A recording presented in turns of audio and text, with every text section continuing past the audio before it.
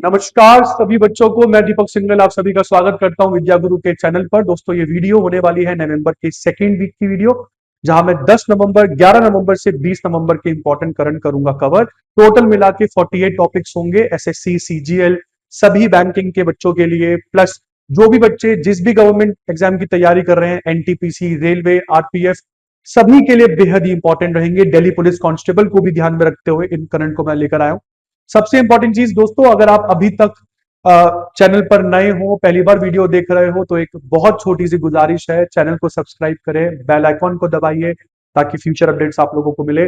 हमारे साथ जुड़ भी सकते हैं आप, अगर पेनड्राइव कोर्सेज खरीदना चाहते हैं या कोई भी डेडिकेटेड बैच खरीदना चाहते हैं। SSC CGL banking, Delhi constable, Delhi police constable के बैचेस सब चल रहे हैं और बहुत ही अफोर्डेबल रेट भी आप लोगों को मिलते हैं। और सबसे इंपॉर्टेंट चीज, बहुत ही फ्रेंडली टाइमिंग के साथ।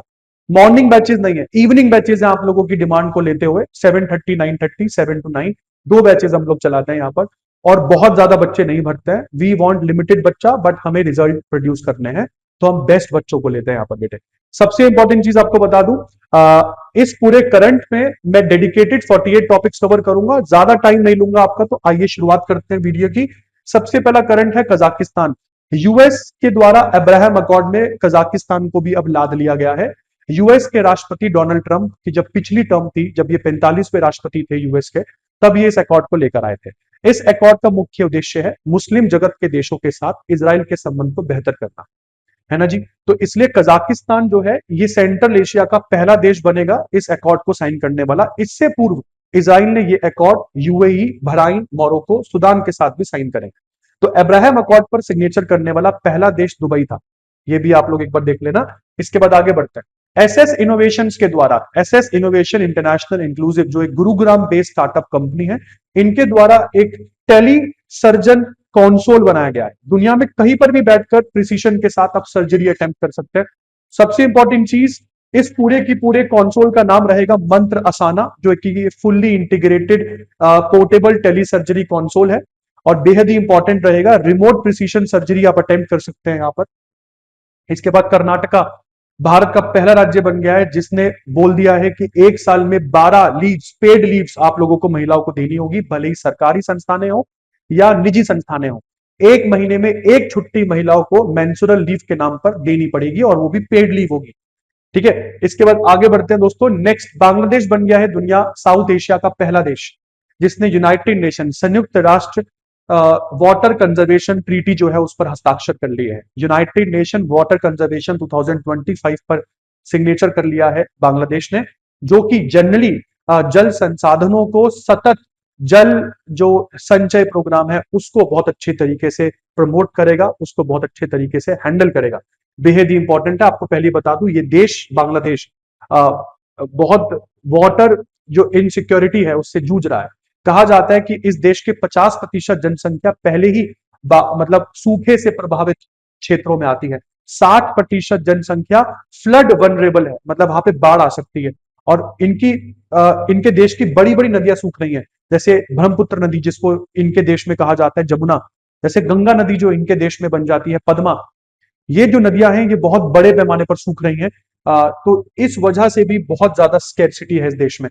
उसके बाद दोस्तों, यूनाइटेड स्टेट्स ऑफ अमेरिका के राष्ट्रपति डोनाल्ड ट्रंप ने हाल फिलहाल में चीनी राष्ट्रपति से मिलने से पहले, जब ये आसियान बैठक में गए थे, इन्होंने कहा था दुनिया का हर देश जो है वो न्यूक्लियर टेस्ट कर रहा है, भले चाइना हो, रूस हो, यहां तक कि पाकिस्तान का नाम भी लिया गया था। हालांकि बाकी में सारे देश बाद में मुकर गए थे, बट इन्होंने कहा था कि अब जो अमेरिका है उसको भी टेस्ट करने पड़ेंगे ताकि दुनिया में अमेरिका का दबदबा जो है वो बना रहे। ऐसे में अमेरिका ने मिनटमैन 3 मिसाइल लॉन्च कर दी है। ये इनके द्वारा लॉन्च की जाने वाली इंटर कॉन्टिनेंटल बैलिस्टिक मिसाइल है, मतलब कॉन्टिनेंट से कॉन्टिनेंट ट्रेवल कर सकती है। इस मिसाइल के साथ प्रॉब्लम ये है कि ये बैलिस्टिक है, मतलब ये अंतरिक्ष से एंटर करेगी, स्पेस में आएगी और रेडार बहुत जल्दी से पकड़ लेगी। रूसी S-400 का कहना यह है कि हमारा S-400 जो है वो इस मिसाइल को बहुत अच्छे से ट्रैक कर सकता है और इसको न्यूट्रलाइज कर सकता है। हालांकि आगे बढ़ते हैं। गुजरात बना भारत का पहला राज्य जिन्होंने अपने जनजाति समुदाय के लिए जीनोम सीक्वेंसिंग शुरू कर दी। बिल्कुल, अब जनजातियों की भी जीनोम सीक्वेंसिंग होगी गुजरात में। भारत के द्वारा जीनोम इंडिया प्रोजेक्ट लॉन्च किया गया था, ये उसी का ही एक पार्ट है। और यहां पर अब जितनी भी जनजाति समूह हैं उनका डीएनए रिकॉर्ड किया जाएगा। आने वाली दवाइयों को बनाने के लिए कौन सी बीमारी किस तरीके से अफेक्ट करेगी आप लोगों को, दवाइयों का क्या प्रभाव रहेगा भारत की जनसंख्या पर, उसके लिए जीनोम बड़ी जरूरी होते हैं भाई। इसके बाद आगे बढ़ते हैं। नेक्स्ट है टाइम आउट 2025 के सर्वे में दुनिया के, एशिया के कुछ बहुत खुशहाल जो शहर है उसकी सूची बनाई गई है। खुशहाल शहरों में नंबर 1 पर आपको मुंबई दिखेगा।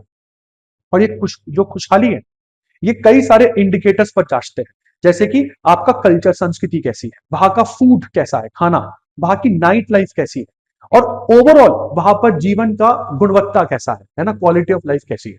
इन सब चीजों पर जांचा जाता है ये सर्वे। दुनिया की सबसे, मतलब एशिया की सबसे खुशहाल नगर में मुंबई आपको शीर्ष पर मिलेगा। नेक्स्ट पर बीजिंग, थर्ड पर शंघाई, फोर्थ पर चियांग माई, फिफ्थ पर वियतनाम के हेनोई, सिक्स पर Jakarta, Hong Kong, Bangkok, Singapore, Seoul. Top 10 में एकमात्र ही भारतीय शहर है, बट खुश मैं इसलिए हूं क्योंकि सबसे टॉप पर है और भारत की फाइनेंशियल कैपिटल भी है। इसके बाद आगे बढ़ते हैं। पाकिस्तान ने फिर बता दिया है कि क्यों हमें पाकिस्तान को अपना बच्चा बोलने में शर्म आती है। पाकिस्तान की सरकार ने हाल फिलहाल में 27वें संशोधन अधिनियम को यहां पर पास कर दिया है और इसकी बदौलत आसिम मुनीर जो फील्ड मार्शल है इनके पास बहुत शक्तियां होंगी। पाकिस्तान में बड़े पैमाने पर जो जज है सुप्रीम कोर्ट, हाई कोर्ट के, वो इस्तीफा दे रहे हैं। क्या मायने हैं इस पूरे संविधान संशोधन अधिनियम के? पाकिस्तान के सो कॉल्ड आसिम मुनीर जो फील्ड मार्शल है इनके देश के और चीफ ऑफ डिफेंस फोर्सेज है, इनको अब एक 5 साल का फिक्स टर्म मिलेगा इस संशोधन बिल के अंतर्गत। प्लस इनके पास पूरी अथॉरिटी होगी सभी मिलिट्री और इंटेलिजेंस अपॉइंटमेंट की। मतलब सेना में और इंटेलिजेंस में कहां पर कौन कहां कहां बैठेगा, किसको किस पद पर नियुक्त करना है, ये सब यही देखेंगे। इन पर किसी प्रकार का कोई केस नहीं चलाया जा सकता है, तो लीगल चैलेंजेस से इनको सुरक्षा दी गई है। इसके साथ साथ पैरामिलिट्री और इंटरनल सिक्योरिटी की जो फोर्सेस होती हैं उन पर भी एक तरीके से इनका नियंत्रण रहेगा। मतलब सरकार ने तो छोड़ दिया है अपना काम, सरकार बोल रही है आसिम मुनीर हम तुम्हारे हवाले। इसके साथ साथ अब मैं जुडिशियल अपॉइंटमेंट पर आता हूं। न्यायिक स्वतंत्रता बहुत बुरी तरीके से प्रभावित होगी यहां पर। क्यों? क्योंकि अब पाकिस्तान के प्रधानमंत्री ही तय करेंगे कि कौन से न्यायाधीश को शिफ्ट करना है और कौन से न्यायाधीश को अपॉइंट करना है। ये एक सबसे बड़ा पंगा है जिसकी वजह से हाईकोर्ट, सुप्रीम कोर्ट के जज जो है पाकिस्तान में वो बहुत बड़ी मात्रा में रिजाइन कर रहे हैं। इसके बाद दोस्तों WHO के द्वारा ग्लोबल टीबी रिपोर्ट 2025 पेश की गई है, जिस रिपोर्ट में बताया गया है कि भारत में total number of TB cases जो है वो 21% घटे हैं। आपको बता दूं दोस्तों, भारत का जो लक्ष्य है वो टीबी मुक्त भारत का लक्ष्य है 2025 तक, जबकि दुनिया का लक्ष्य है टीबी मुक्त एक ये जो ग्रह है वो टीबी मुक्त हो, और टीबी मुक्त ग्रह बनाने का हमारा लक्ष्य 2030 तक है। हालांकि भारत का ये लक्ष्य 5 साल पहले ही है, मतलब 2025 तक हम ये सब सोच रहे हैं। इसके बाद इंडिया और नेपाल के बीच में लेटर ऑफ एक्सचेंज हुआ है। लेटर ऑफ एक्सचेंज किस लिए हुआ है आपको बता दूं, ये LOE जो है ये दोनों देशों के बीच में जो रेल कॉरिडोर है जिसमें कंटेनर, कार्गो ये सब फ्रीली आ जा सकेंगे।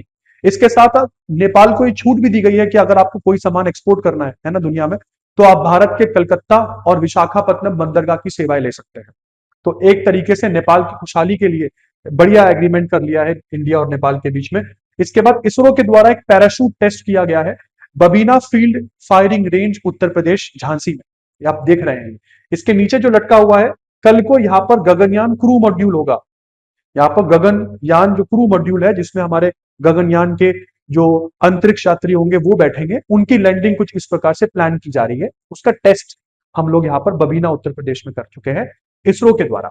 गगनयान जैसे कि आपको पता है भारत का पहला मिशन होगा जहां पर भारत अपने गगन यात्री, अंतरिक्ष यात्रियों को पहली बार अंतरिक्ष भेजेगा और वापस लेकर आएगा, जिसके लिए हम लोगों ने 1984 के बाद पहली बार तकरीबन 40 साल के बाद किसी भारतीय को एक्सियम 4 मिशन के अंतर्गत अंतरराष्ट्रीय स्पेस स्टेशन भी भेजा था। जी हाँ, मैं बात कर रहा हूं शुभांशु शुक्ला जी की। आगे बढ़ते हैं दोस्तों। नेक्स्ट करंट है GI टैग, जिसको आप भौगोलिक संकेतक टैग बोलते हैं। ये 2 संगीत इंस्ट्रूमेंट्स को मिले हैं और ये दोनों इंस्ट्रूमेंट जो है ये सिक्किम की लेपचा समुदाय के द्वारा इस्तेमाल किए जाते हैं। इसमें सबसे पहला है तुंगबुक। तुंगबुक एक गिटार की तरह है जैसे कि आप देख रहे हैं, और दूसरा इंस्ट्रूमेंट है पुमतोंग पुलित। पुमतोंग पुलित जो है वो एक बांस का फ्लूट है, बांसुरी टाइप का इंस्ट्रूमेंट होता है। और कहते हैं कि जब इस बैम्बू की बांसुरी से जो ध्वनि है जब निकलती है तो नेचर जो है वो बहुत आनंदमय हो जाती है। ये लेपचा समुदाय का बिलीफ है। और तुंगबुक जो इनका इंस्ट्रूमेंट है, यहाँ पर 3 तारे आपको यहाँ पर लगी हुई दिख जाएगी। ये जो म्यूजिक है, ये इंस्ट्रूमेंट जो है ये जब कथा सुनाते हैं, स्टोरी टेलिंग या कोई भी त्योहार जब लेपचा समुदाय मनाता है तब लेपचा समुदाय के द्वारा इन दोनों इंस्ट्रूमेंट्स का उपयोग किया जाता है। इसके बाद उड़ीसा का सूनापुर और पुरी जो है, पुरी मतलब पुरी गोल्डन बीच, दोनों को ही ब्लू फ्लैग सर्टिफिकेशन दे दिया गया है। ये ब्लू फ्लैग सर्टिफिकेशन डेनमार्क की एक संस्था है, फाउंडेशन फॉर एनवायरमेंटल एजुकेशन, उसके द्वारा दिया जाता है। 33 पैमाने देखे जाते हैं, उसके बाद ये सर्टिफिकेशन जो है दी जाती है। 33 पैमानों में कुछ लेकर आया हूं मैं, जैसे पानी की गुणवत्ता कैसी है, ठीक है, एनवायरमेंटल मैनेजमेंट आप किस तरीके से कर रहे हैं, सेफ्टी स्टैंडर्ड्स क्या है आपके इन बीचेस पर, और सबसे इंपॉर्टेंट चीज इको एजुकेशन आप लोगों ने कितनी फैलाई है। आगे बढ़ते हैं। नेक्स्ट करंट है इजिप्ट। इजिप्ट में खुल चुका है ग्रैंड इजिप्शियन म्यूजियम, जो गीजा के पिरामिड से कुछ ही दूर है, 25 किलोमीटर दूर है ये म्यूजियम। बेहद ही शानदार म्यूजियम है बेटा। और ये बता दूं मैं आप लोगों को, इस म्यूजियम में 50,000 से ज्यादा जो चीजें हैं उसको डिस्प्ले में लगा रखा है। इन 50,000 में से 5,000 चीजें जो है वो इजिप्ट के सबसे महान राजा, कौन, राजा तूतन खामिन की है। राजा तूतन खामिन के बारे में हम लोगों ने कुछ 9वीं या 10वीं क्लास की इंग्लिश में एक पोयम भी पढ़ी थी कि तूतन खामिन की जब कब्र खोली गई थी तब पर्यावरण जो है एकदम से मतलब बकैती ले रहा था। याद कीजिए कि पर्यावरण में चीजें एकदम से बदल गई थी, चिड़िया जोर जोर से चिल्ला रही थी, आसमान का कलर चेंज हो गया था, क्योंकि इनको शापित राजा भी कहा जाता था ना। आगे बढ़ते हैं।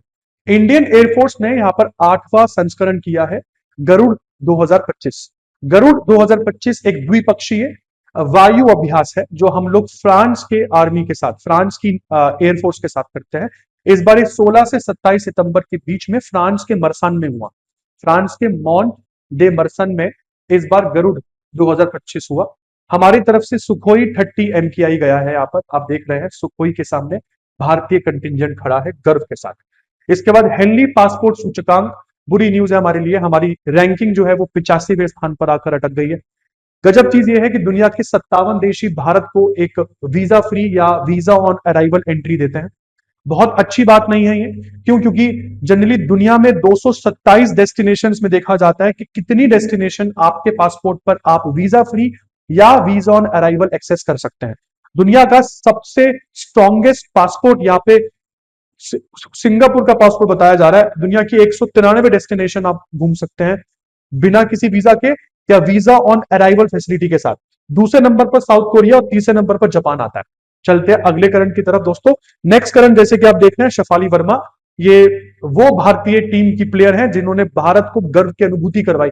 हम लोगों ने साउथ कोरिया की विमेन्स टीम को यहाँ पर 52 रनों से सशक्त दी, उनको परास्त किया डीवाई पाटिल स्टेडियम मुंबई में। और भारत की महिलाओं ने नाम किया अपने पहली बार ICC ODI women world cup, जिसको इस साल भारत और श्रीलंका दो देश मिलकर को होस्ट कर रहे थे। यहाँ पर फाइनल मैच भारत में हुआ और भारतीय टीम ने इसको जीता है। हालांकि पाकिस्तान की महिला टीम की तरफ से भी एक स्टेटमेंट आ रही थी कि हम भी ये जो फाइनल मैच में अगर हम जीतते हैं तो हम भी ट्रॉफी जो है वो भारतीय हाथों से नहीं लेंगे। हालांकि मैंने उस समय भी कहा था कि मैडम ट्रॉफी लेने के लिए जीतना पड़ता है ये मैच, और वो फिलहाल पाकिस्तान की बस की बात है नहीं।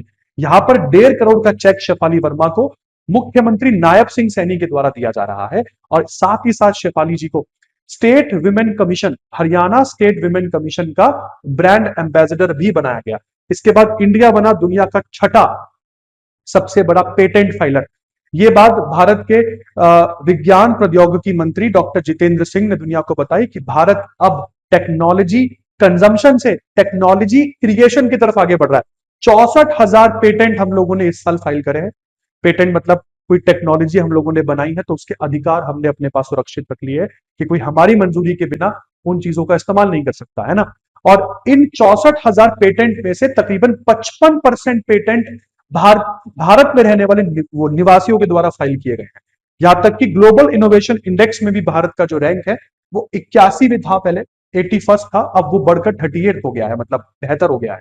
इसके बाद सुप्रीम कोर्ट ने झारखंड की सरकार को आदेश दिया है कि आप अपने सरांदा वन को एक वन्य जीव अभ्यारण्य में कन्वर्ट कर लीजिए, उसको वाइल्ड लाइफ सेंचुरी का टैग दे दीजिए, क्योंकि हम चाहते हैं कि सारंदा फॉरेस्ट को जितने भी विकास और खनन से संबंधित चीजें आपके सारंदा फॉरेस्ट में हो रही है, इससे वहां के पारिस्थितिकी तंत्र को, इकोसिस्टम को बहुत नुकसान हो रहा है। तो प्लीज यार, वाइल्ड लाइफ प्रोटेक्शन एक्ट 1972 के अंतर्गत आप सारंदा वन को जो है एक वाइल्ड लाइफ सेंचुरी में कन्वर्ट कर दीजिए। आगे बढ़ते हैं दोस्तों। गुजरात के अंबाजी मार्बल को भी जीआई टैग मिला। ये अंबाजी मार्बल गुजरात के बानसकांता डिस्ट्रिक्ट नॉर्थ गुजरात से आता है। यह अपने मिल्की व्हाइट कलर, अपनी ड्यूरेबिलिटी, अपनी ऐतिहासिक पहचान के लिए जाना जाता है। इसके बाद आगे बढ़ते हैं दोस्तों। 56वां अंतरराष्ट्रीय फिल्म जो उत्सव है वो इस बार भारत में होगा। भारतीय अंतरराष्ट्रीय फिल्म उत्सव जो है इस बार भारत के गोवा में होगा, 20 से 28 नवंबर के बीच में। सबसे गजब की चीज मैं आपको बता दूं, अब आपके इस वाले पैराग्राफ पर आते हैं जो करंट अफेयर के लिए सबसे इंपॉर्टेंट होगा। इस बार के 56वें अंतरराष्ट्रीय फिल्म उत्सव में कंट्री ऑफ फोकस जापान रहेगा, पार्टनर कंट्री स्पेन रहेगी, स्पॉटलाइट कंट्री ऑस्ट्रेलिया रहेगी। ठीक है जी, तो 3 देशों के नाम एज इट इज याद करके जाना। इसके बाद भारत के नव उद्घाटित एयरबेस कौन सा? मूद न्योमा एयरबेस, जो कि मात्र 35 किलोमीटर दूर है चाइना के LAC से, मतलब लाइन ऑफ एक्चुअल कंट्रोल से। वहां पर भारतीय एयर चीफ मार्शल मतलब वायुसेना के चीफ कौन? अमरप्रीत सिंह जी ने C-130J एयरक्राफ्ट जो है वो लैंड किया। तो इनॉग्रेशन बड़े गजब तरीके से करी इन्होंने। इसके बाद आगे बढ़ते हैं दोस्तों। नेक्स्ट यहां पर पानी में चलते कुछ ड्रोन दिख रहे हैं आप लोगों को, है ना? ये man portable autonomous under water vehicle है, जिसको माइन काउंटर मेजर ऑपरेशन के लिए इस्तेमाल किया जाता है। और ऐसे ड्रोन बनाने वाले दुनिया में केवल 3-4 देश है गिने चुने। कौन? US, UK, France, China, Sweden, और अब इन 5 में भारत का नाम भी जुड़ गया है। इस ड्रोन को बनाने वाला DRDO की एक लैब है जिसका नाम है naval science and technology lab. तो ये जरूर याद करिएगा। यहां पर आगे बढ़ते हैं। टॉम क्रूज 63 साल की उम्र है, इनको ऑस्कर, दुनिया का मतलब जिंदगी में पहली बार ऑस्कर मिला है इनको। 40 साल का करियर है इनका, पहली बार ऑस्कर दिया गया है इनको 2025 गवर्नर्स अवार्ड के दौरान, और ये एक ऑनर के रूप में इनको एकेडमी अवार्ड दिया गया है। रे डॉल्बी बॉर्डरूम में ये पूरा की पूरा प्रोग्राम लॉस एंजलिस में आयोजित किया गया था। इसके बाद राष्ट्रीय गोपाल रत्न पुरस्कार की बात करते हैं। इन पुरस्कारों को ministry of fisheries animal husbandry dairying के द्वारा इस समय जो है अनाउंस कर दिया गया है। भारत में ये पुरस्कार जो है ये सर्वोच्च पुरस्कार माने जाते हैं पशुपालन और जो डेयरिंग के क्षेत्र में, मतलब सर्वोच्च नागरिक पुरस्कार माना जाता है नेशनल गोपाल रत्न अवार्ड को पशुपालन के क्षेत्र में। ये भी आप याद रखिएगा। और ये अवार्ड हमेशा हर साल जो है वो 26 नवंबर को दिए जाते हैं। डॉक्टर वर्गीस कुरियन का जन्म दिवस होता है उस दिन। डॉक्टर वर्गीस कुरियन वही है जिन्होंने मिल्क उत्पादकता, दूध की उत्पादकता को बढ़ाने के लिए ऑपरेशन फ्लड या व्हाइट रेवोल्यूशन जैसी चीजें इन्हीं के द्वारा भारत में की गई थी। इसके बाद आगे बढ़ते हैं दोस्तों। स्टेट बैंक ऑफ इंडिया और बैंक ऑफ बड़ौदा ने मिलकर एक कंपनी जो है वो बनाई है, एक कॉर्पोरेशन बना रहे हैं। सेक्शन 8 के अंतर्गत एक कंपनी का जो निर्माण है वो किया जा रहा है। नाम है इसका Indian digital payment intelligence corporation, IDPIC। आपको बता दूं ये कंपनी जो है ये ना केवल डिटेक्ट कर पाएगी मगर जितने भी डिजिटल फ्रॉड है उनको रोकेगी भी, और रियल टाइम बेसिस पर रोकेगी, हाथ की हाथ जो है उसको उस पर कार्रवाई की जाएगी। और क्योंकि भारत के 2 सरकारी बैंकों के द्वारा इस कंपनी को बनाया जा रहा है, देखते ही देखते बाकी के 12 सरकारी बैंक भी इस कंपनी को ज्वाइन करेंगे। और ये कंपनी सेक्शन 8 कंपनी है। ये भी आपको बता दूं 500 करोड़ की ऑथोराइज कैपिटल रखी गई है, जिसमें से 200 करोड़ की इस कंपनी की पेड अप कैपिटल रहेगी। इसके बाद लेक्स में एक यूपीआई एप्लीकेशन है जो केवल महिलाओं के लिए है। बिल्कुल यहां पर कोई पुरुष इसका इस्तेमाल नहीं कर सकता।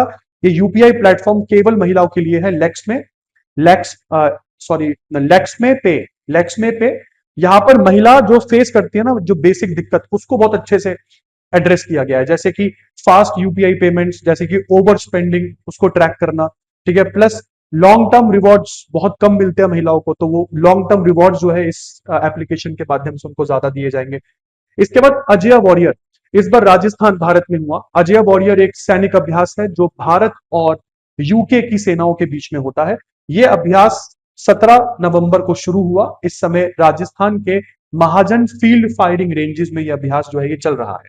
इसके बाद बेटा इंडिया पश्चिमी एशिया का पहला IIT कैंपस इनॉग्रेट करने जा रहा है। हमारे जो नई शिक्षा नीति है 2020 के अंतर्गत, उसके अंतर्गत इस IIT कैंपस को हम स्थापित करने जा रहे हैं पश्चिमी अफ्रीका के नाइजीरिया नामक देश में।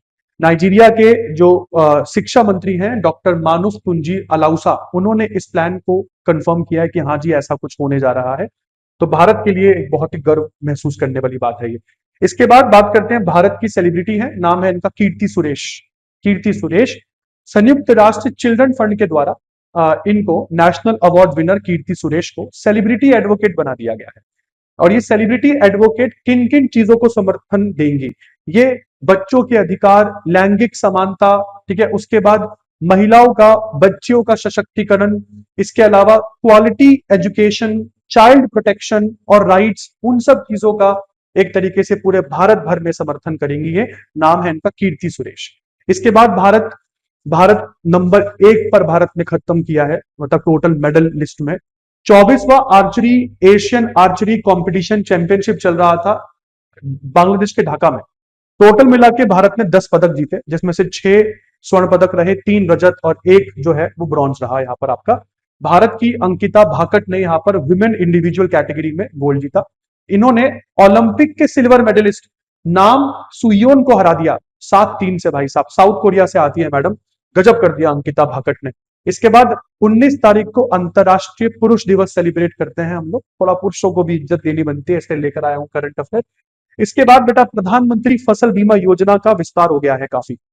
अब इसमें 2 और चीजों की वजह से जो आपकी फसल का नुकसान होता था वो कवर हो गई है। कैसी? बहुत सारे जानवर आपकी फसलों पर अटैक कर देते हैं ना, उसकी वजह से आपकी फसल जो खराब होती है वो भी, उसका भी बीमा अब आपको मिलेगा। और जो आपकी धान की फसल जो खराब हो जाती है, उस धान की फसल के खराब होने की भी एक तरीके से जो सुरक्षा है वो प्रधानमंत्री फसल बीमा योजना के अंतर्गत आप लोगों को मिलेगी। और ये दोनों योजनाएं जो है ये अगले साल खरीफ की जब खेती शुरू होगी तब ये लागू होगी। इस साल, अगले साल खरीफ खेती के साथ ये लागू होगा। और ये भारत के जो इस समय एग्रीकल्चर मिनिस्टर है, फार्मर वेलफेयर मिनिस्टर जो है शिवराज सिंह चौहान, उनके द्वारा इन सब चीजों का बताया गया। आगे बढ़ते हैं दोस्तों। अगला है भारत का जो बेरोजगारी दर है वो अक्टूबर महीने में कांस्टेंट 5.2% ही रहा, स्टेबल रहा। हालांकि अगर मैं इस पूरे बेरोजगारी दर को खोल के पढ़ाऊं तो ग्रामीण भारत में बेरोजगारी दर कम हुआ है, 4.8% से 4.6% हुआ है, जबकि शहरी भारत में बेरोजगारी दर बढ़ा है, 6.8 से 7% चला गया है। यहां पर 0.2% बढ़ा, वहां पर 0.2% कम हुआ, इसलिए कुल मिलाकर इस पर कोई प्रभाव नहीं पड़ा। औसतन बेरोजगारी दर भारत का कांस्टेंट 5.2% ही रहा। इसके बाद आगे बढ़ते हैं। नेशनल वाटर अवार्ड्स जो है प्लस जन संचय जन भागीदारी पुरस्कारों को राष्ट्रपति मुर्मू के द्वारा, राष्ट्रपति श्रीमती मुर्मू जी के द्वारा प्रेजेंट कर दिया गया है दिल्ली में। आप देख सकते हैं कौन कौन विनर रहा, मैं एक बार जल्दी से पढ़ देता हूं। भारत का महाराष्ट्र बेस्ट स्टेट का अवार्ड यहां पर लेके जाता है, राष्ट्रीय जो जल पुरस्कार है उसमें। बेस्ट जिले का अवार्ड जो है वो छत्तीसगढ़ का जिला है राजनांदगांव, उसको मिला है। और बेस्ट जो नगर पालिका है उसमें महाराष्ट्र की नगर पालिका नवी मुंबई, उसको बेस्ट अर्बन लोकल बॉडी का अवार्ड यहां पर मिला है। इसके बाद दोस्तों वीनू श्रीनिवासन, पहली बात तो ये है कौन, और वीनू श्रीनिवासन को सीआईआई के द्वारा क्वालिटी रत्ना अवार्ड 2025 से सम्मानित किया गया, 33वें सीआईआई एक्सेलेंस सम्मेलन के दौरान जो कोलकाता में चल रहा था। आपको सेंटर में खड़े हुए दिख जाएंगे वीनू श्रीनिवासन, जो टीवीएस मोटर के चेयरमैन एमेरिटस है। चेयरमैन एमेरिटस है ये, मतलब चेयरमैन की कुर्सी पर है। एमेरिटस का मतलब होता है कि एज सच बहुत रिस्पॉन्सिबिलिटी इनके कंधे पर नहीं दे रखी है, बट इनका नाम बहुत बड़ा है, इसलिए इनसे चेयरमैन का पद नहीं लिया गया है, इसलिए इनको चेयरमैन एमेरिटस कहा जाता है ऐसे व्यक्तियों को। तो सीआईआई का, कॉन्फेडरेशन ऑफ इंडियन इंडस्ट्री का 33वां सम्मेलन चल रहा था, एक्सेलेंस सम्मेलन, किधर? कोलकाता में। तब ये पुरस्कार Bharat quality Ratna award TVS के वीनू श्रीनिवासन जी को दिया गया। इसके बाद रविंद्र जाडेजा 4th प्लेयर बन गए हैं टेस्ट मैच के इतिहास में जिन्होंने 4000 रन और 300 विकेट ली है। और इसी के साथ रविंद्र जाडेजा, कपिल देव जी, इयान बॉथम जी, डैनियल विटोरी, इनके साथ जुड़ गया है इनका नाम। मतलब ये खिताब इन्होंने अपने नाम 15 नवंबर के दिन किया, 15 नवंबर जब 88वां टेस्ट मैच ये अपना खेल रहे थे कोलकाता के ईडन गार्डन में साउथ अफ्रीका के खिलाफ। इसके बाद दोस्तों 20 नवंबर के दिन यूनिवर्सल चिल्ड्रंस डे सेलिब्रेट होता है। हालांकि भारत में ये राष्ट्रीय दिवस जो है ये 14 नवंबर के दिन ही सेलिब्रेट होता है, जब पंडित नेहरू का जन्म दिवस होता है, क्योंकि पंडित नेहरू को बच्चे प्यार से चाचा नेहरू भी बुलाया करते थे, है ना जी। आगे बढ़ते हैं, देश के पहले प्रधानमंत्री थे। एचडीएफसी बैंक ने जो खिताब खो दिया था टीसीएस को, वो खिताब एचडीएफसी बैंक ने दोबारा से प्राप्त किया। भारत की सबसे वैल्यूएबल कंपनी बन गई है एचडीएफसी बैंक। 44.9 अरब डॉलर का नेटवर्थ है एचडीएफसी बैंक का।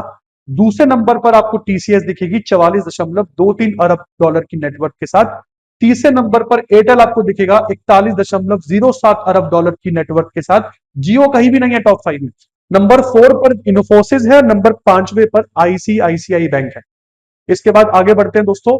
भारत की सरकार ने युवा artificial intelligence for all launch कर दिया है। ये एक कोर्स है जो मुफ्त में दिया जा रहा है भारत के 1 करोड़ लोगों को। यहां पर एआई का बेसिक नॉलेज आप लोगों को दिया जाएगा। तो अब अगर वीडियो पहली बार देख रहे हैं तो जल्दी से जाओ, रजिस्टर कर लो। युवा artificial intelligence for all search करना है आप लोगों को। Ministry of electronics information technology की ऑफिशियल वेबसाइट पर भी जाकर आप लोग लॉग इन कर सकते हो इस कोर्स में। इसके बाद आगे बढ़ते हैं। भारत की सरकार ने एलपीजी खरीदने के लिए यूएस की सरकार से डील कर ली है। बहुत सारे लोग बोल रहे हैं कि भारत यूएस के प्रेशर के नीचे दब गया। बहुत सारे लोग बोल रहे हैं कि यूएस से सर एलपीजी चलकर आएगा, यूएस रहा बिल्कुल पश्चिमी कोने पर, वहां से आने का भी तो खर्चा बहुत होगा, तो भारत ने ये डील क्यों कर ली? भाई साहब, भारत ने बहुत फायदे की डील करी है। प्रधानमंत्री उज्ज्वला योजना के तहत जो भारतीय गवर्नमेंट आप लोगों को सब्सिडी दे रही है, उसका बोझ भारत के ऊपर बहुत है। उस बोझ के तले भारत ने, क्योंकि अमेरिका को भी साधना ही था, तो अमेरिका से एलपीजी सिलेंडर खरीदने का या एलपीजी गैस खरीदने का हम लोगों ने यहाँ पर डिसीजन इसलिए लिया क्योंकि हम लोगों ने सारे गणित बिठा के देख लिए कि अमेरिका से आने वाली एलपीजी गैस हर महीने में सस्ती पड़ेगी। इतनी दूर से चलकर आएगी तो भी सस्ती पड़ेगी। फायदे का सौदा है भाई साहब, घाटे का नहीं है। भारत घाटे का सौदा करता नहीं है, मैं ये भी बता दूं। हम लोग अपने कुल वार्षिक जरूरत का 10% अब अमेरिका से मंगवाएंगे। कितना? 2.2 मिलियन टन गैस जो है ये एक साल में भारत अमेरिका से परचेज करेगा। शायद डोनाल्ड ट्रंप को कुछ तो मसाला मिला रफाल के अलावा। अब आप इसके भी गुण गा सकते हैं मिस्टर ट्रंप जी। आगे बढ़ते हैं। इसके बाद पैरासोशल। पैरासोशल बना है कैम्ब्रिज डिक्शनरी के हिसाब से word of the year. Parasocial एक ऐसा शब्द है जो आपके लगाव को दर्शाता है। उस किसी आपका लगाव किसी सेलिब्रिटी के प्रति हो सकता है, कोई मतलब कोई फिक्शनल कैरेक्टर हो सकता है ना, कोई फिक्शनल मतलब कोई काल्पनिक कैरेक्टर, जैसे डोरेमोन हो गया, काल्पनिक है, असल में नहीं है ऐसा कुछ, या कोई एआई पर्सनालिटी के साथ आपका संबंध स्थापित हो जाए, तो ऐसे संबंध को पैरासोशल संबंध कहते हैं, है ना। तो वो पैरासोशल जो है वो वर्ड ऑफ द ईयर बना है डिक्शनरी, कैम्ब्रिज डिक्शनरी के हिसाब से। इसके बाद नीतीश कुमार जी ने रिकॉर्ड तोड़ 10वीं बार प्रधानमंत्री, सॉरी प्रधान नहीं माफ कीजिएगा, मुख्यमंत्री पद की शपथ ली यहां पर। और एनडीए सरकार जो है यहां पर बन रही है जो बिहार में, रिकॉर्ड 243 में से 202 सीटों पर विजय हासिल करी है। अभी मैं बयान सुन रहा था भारत की राजनीति में, तो उद्धव ठाकरे, आदित्य ठाकरे, इनकी तरफ बयान आ रहा है और ये बोल रहे हैं कि अगर बीजेपी इतनी ही पॉपुलर पार्टी है तो हम चाहते हैं कि एक बार जो है वो चुनाव पेपर बैलेट से करवा दो। भाई साहब, मैं देखो किसी पार्टी विशेष को तो मैं कुछ टारगेट नहीं करूंगा, बट पेपर बैलेट से भारत ईवीएम में आया, इसलिए आया ताकि वोट जल्दी से काउंट हो जाए, वोट की गड़बड़ी ना हो। और ईवीएम जो है वो घड़ी के समान, जो सुई चलती है ना, सुई वाली घड़ी, वो वाली मशीन है भाई। ईवीएम में सेल से चलती है। हैक कैसे करोगे आप इसे? हैक वो चीज होती है जिसकी कनेक्टिविटी इंटरनेट के साथ हो। जितना मेरा लिमिटेड दिमाग है मैं उसके हिसाब से आप लोगों को बता रहा हूं। और अगर इतना ही विश्वास है आप लोगों को ईवीएम पर, तो हारने के बाद ईवीएम के नारे प्लीज ना लगाएं। एक रिस्पॉन्सिबल ऑपोजिशन बनाने की जरूरत है सभी को, ताकि सत्तारूढ़ पार्टी भी ये ना सोचे कि हम कुछ भी कर सकते हैं, और ऑपोजिशन पार्टीज भी ये ना सोचे कि हम सत्तारूढ़ पार्टी को चलने नहीं देंगे। देखो, एक रिस्पॉन्सिबिलिटी समझना बहुत जरूरी है। आप विपक्ष हैं और विपक्ष की बहुत सारी एक जिम्मेदारियां होती हैं। हालांकि एनडीए सरकार को बहुमत बहुत ज्यादा मिल गई यहाँ पर विपक्ष का काम फिर भी महागठबंधन सरकार कर सकती है ना, महागठबंधन बिहार में कर सकती है। नीतीश कुमार की पॉपुलैरिटी अब जो भी हो, हालांकि अब इनके लिए भी मैं बोलूं, जो ये बिहार में मुख्यमंत्री महिला योजना के अंतर्गत 10,000 रुपए बांटने की योजना इनकी थी, उस पर बिल्कुल केस होना चाहिए और सुप्रीम कोर्ट को इस तरह की चीजों को रोकना चाहिए भाई। ये चुनाव को प्रभावित कर सकती है। आचार संहिता के अंदर ही क्यों नहीं आ सकता? मुझे तो डाउट होता है कभी कभी कि क्यों नहीं आ सकता। भाई आएगा ये। चुनाव से पहले महिलाओं के खातों में पैसे डलवा देना, ये मतलब भले ही आप इसकी कोई भी डिफेंस तैयार करें, मेरी नजर में तो गलत ही है। आगे बढ़ते हैं। इसके बाद अगला जो करंट देख रहे हैं आप, वो डॉक्टर जितेंद्र सिंह है, टेक्नोलॉजी मिनिस्ट्री। इन्होंने अभी एक CRISPR based gene therapy sickle cell disease के लिए इनॉग्रेट कर दी है, जो भारत की जनजाति समुदायों को टारगेट करेगी। और इस थेरेपी का नाम भी बिरसा 101 रखा गया है, भगवान बिरसा मुंडा के नाम पर रखा गया है। और इसके साथ भारत ने एक कदम आगे बढ़ा लिया है सिकल फ्री भारत के लिए। सिकल फ्री इंडिया 2047 तक अपन होना चाहते हैं। इसके बाद बेटा, क्लाइमेट चेंज परफॉर्मेंस इंडेक्स में भारत का प्रदर्शन अच्छा नहीं रहा। पहले हम दुनिया के टॉप 10 में तो आते थे, अब हमारी रैंक 13 पायदान नीचे गिर के 23वें नंबर पर आ गई। हालांकि इस इंडेक्स में बोला गया है कि दुनिया का कोई देश जलवायु परिवर्तन से लड़ने के लिए कुछ नहीं कर रहा है, खासा कुछ नहीं कर रहा है। इंडेक्स में पहला, दूसरा, तीसरा स्थान बिल्कुल खाली है, और चौथे स्थान पर भी डेनमार्क आपको देखने को मिलेगा, पांचवें पर यूके देखने को मिलेगा, सिक्स पर मोरक्को, सातवें नंबर पर चिली। आश्चर्य मुझे यह होता है कि यहां पर पाकिस्तान भी 15वें नंबर पर है, जो पिछले साल 31वें नंबर पर था। शायद पाकिस्तान इसलिए अच्छा कर रहा है क्योंकि पैसा नहीं है इनके पास, तो इसलिए कुछ जला नहीं सकते हैं ये पोल्यूशन करने के लिए, बम को छोड़ के। आगे बढ़ते हैं sir. QS world university sustainability ranking 2026 की सूची आ गई है। इसमें दुनिया भर के विश्वविद्यालयों को जो है वो रैंक दिया जाता है। स्वीडन की लैंड यूनिवर्सिटी नंबर 1 पर दिखेगी। कनाडा का जो टोरंटो विश्वविद्यालय है नंबर 2 पर। यूके का कॉलेज लंदन, यूनिवर्सिटी कॉलेज जो लंदन है, नंबर 3 पर दिखेगा। हालांकि भारत कहीं पर भी नहीं है टॉप 10 में, बट भारत के द्वारा 103 संस्थानों को इस लिस्ट में शामिल किया गया है, जो चाइना के बाद सबसे ज्यादा है, मैं ये भी आपको बता दूं। इसमें कुछ इंस्टीट्यूट है, जैसे आईआईटी दिल्ली सबसे ऊपर है इसमें, भारत के सभी संस्थानों में। दिल्ली के बाद आईआईटी बॉम्बे का नाम है, और उसके बाद आईआईटी खड़गपुर का नाम है। ठीक है, आईआईटी दिल्ली की रैंक इस संस्थान की लिस्ट में 205वें पायदान पर है। इसके अलावा टॉप एशिया की टॉप 100 में, एशिया की, ये तो दुनिया है ना, एशिया की टॉप 100 में भारत के 7 संस्थान आते हैं। दिल्ली, मद्रास, बॉम्बे, कानपुर सब आईआईटी है, खड़गपुर, और फिर आता है आईआईएससी बेंगलुरु, और फिर दिल्ली यूनिवर्सिटी। इसके बाद आज का आखिरी करंट अफेयर। एली लिली के द्वारा एक ड्रग बेचा जाता है, मॉन्जोरो। ये ड्रग अक्टूबर महीने में सबसे ज्यादा बिकने वाला ड्रग रहा। ये जो ड्रग है, ये मधुमेह से परेशान लोगों को दिया जाता है, डायबिटीज मैनेज करने के लिए दिया जाता है। इसके साथ साथ मोटापा कम करने के लिए भी ये दवाई का इस्तेमाल किया जाता है। मैं बिल्कुल प्रमोट नहीं कर रहा हूं कि आप ये दवाई खाएं मोटापा कम करने के लिए, डॉक्टर प्रिस्क्राइब ही दवाइयां खाएं। मोटापा मुझे पता अभिशाप है, बट सबसे इंपॉर्टेंट चीज, वीडियो सुनकर दवाई खाना मौत का कारण बन सकता है भाई साहब। तो प्लीज इसके साथ तो बिल्कुल अपनी हेल्थ के साथ मत खेलें, बिल्कुल भी अपने आप को डॉक्टर ना बने। देखो, बुखार हो, छोटी मोटी बीमारियां हो, उसकी दवाइयां तुम लोग केमिस्ट से ले आओ, समझ में आता है। बट मोटापे जैसी चीज, किसी वीडियो को सुनने के बाद खुद से दवाई खरीद लेना बेहद ही नुकसानदायक रहेगा। तो मैं तो बिल्कुल प्रमोट नहीं कर रहा हूं इसे, जब तक आपका डॉक्टर आपको लिखित में ये ना दे दे।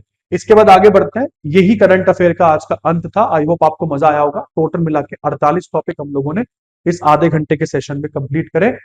इसी के साथ मैं दीपक सिंघल लेता हूं विदा। आप सब अपना बहुत बहुत ख्याल रखिएगा। मिलते हैं नेक्स्ट वीडियो में बहुत ही जल्द। तब तक के लिए धन्यवाद।